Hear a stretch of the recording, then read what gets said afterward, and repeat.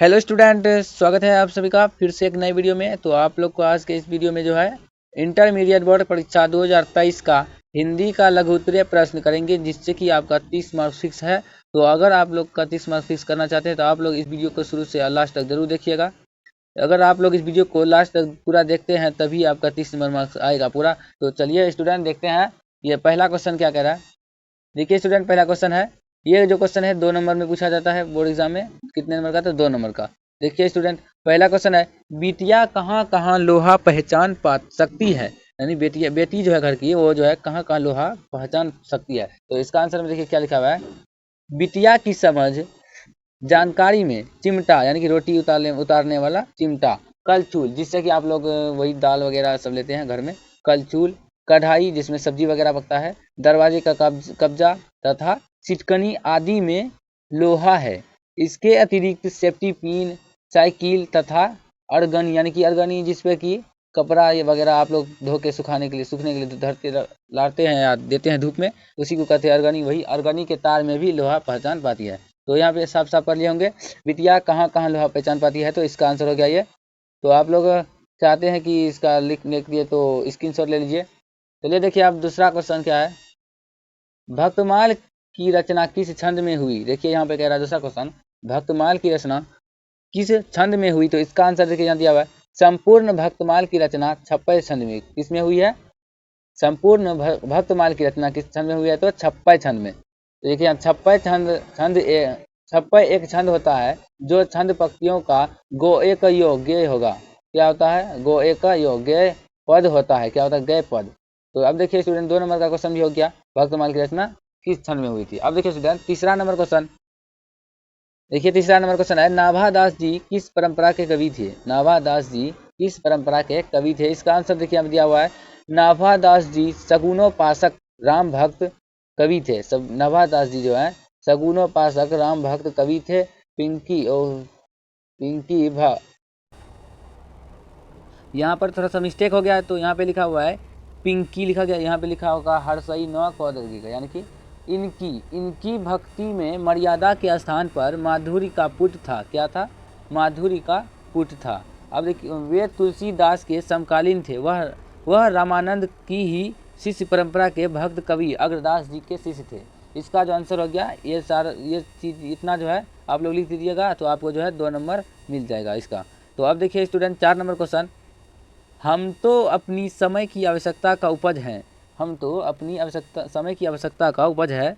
तो इसका आंसर देखिए स्टूडेंट यहाँ पे है, क्रांति के अग्रदूत भगत सिंह का यह विचार है। किसका? तो भगत सिंह का यह विचार है, हमें यह नहीं समझना चाहिए कि हम इस क्षेत्र में नहीं आए होते तो, यानी कि जैसे कि कभी कभी सोचते हैं कि हम अगर इस काम में नहीं लगे हुए तो ये काम नहीं होता। हम इसीलिए यही कहता है भगत सिंह कि अगर हमें यह नहीं समझना चाहिए कि अगर हम इस क्षेत्र में नहीं आए होते तो यहाँ कोई क्रांतिकारी कार्य कदापि नहीं हुआ होता। निसंदेह हम भी वातावरण को बदलने में काफ़ी हद तक सहायक सिद्ध हुए। हमारी महत्वपूर्ण भूमिका है, किंतु हम तो केवल अपनी आवश्यकता की उपज हैं। क्या है? किंतु हम जो है केवल अपनी आवश्यकता की उपज हैं। तो आप जो है अभी जो है 4 नंबर हो गया। स्टूडेंट ध्यान रखिएगा, इससे तो आप लोग का 30 नंबर मार्क्स फिक्स हो जाएगा, आप अगर इस वीडियो को पूरा देख लेते हैं तो।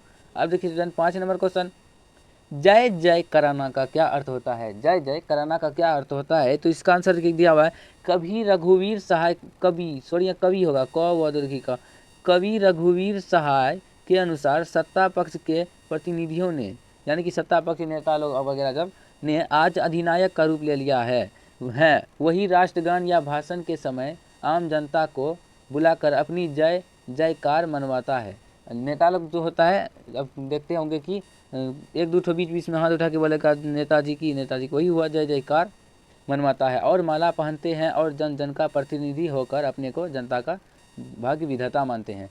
नेता लोग जो होता है जनता ही उसको प्रतिनिधि बनाता है। वो प्रतिनिधि बनने के बाद क्या सोचता है कि हम ही जनता का भाग्य विधाता हैं, जो हैं सो हैं हम ही हैं। तो हो गया इसका आंसर 5 का जय जय कराना का अर्थ। अब देखिए स्टूडेंट 6 नंबर क्वेश्चन, धरती का क्षण से क्या आशय है। धरती का क्षण से क्या आशय है, इसका जो संबंध है डायरी से। देखिए यहाँ पे लिखा हुआ है, लेखक जब कविता के मूड में डायरी लिखते हैं तो शब्द और अर्थ के बीच की दूरी अनिर्धारित, यहाँ और लिखा गया है, इसमें होगा अनिर्धारित हो जाती है। एक दूसरे को पकड़ते छोड़ते हुए शब्द और अर्थ का साथ नहीं होता है तो वह आकाश होता है, जिससे रचनाएं बिजली की फूल की तरह खिल उठती है। किंतु जब शब्द और अर्थ साथ होता है तो वह धरती का क्या होता है, क्षण होता है। देखिए अब 6 नंबर क्वेश्चन भी हो गया, आप लोग इसका स्क्रीनशॉट भी ले सकते हैं। ये जो है बहुत ही इंपॉर्टेंट क्वेश्चन है, 2 मार्क्स वाला। अब देखिए 7 नंबर क्वेश्चन है, नील जल में किसकी गौर देह हिल रही है। यहाँ पे देह छूट गया, दो एक और देह होता।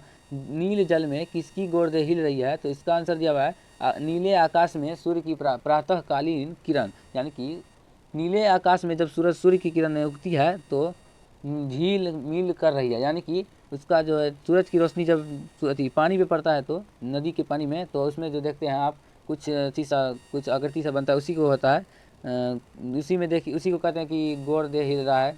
यहाँ पे देखिए क्या लिखा है, माननीय कि किसी जल में किसी गौरंगी का गौर शरीर हिल रहा है। जैसे प्रतीत होता है कि लगता है नदी में किसी गौरी देह का गौर शरीर हिल रहा है।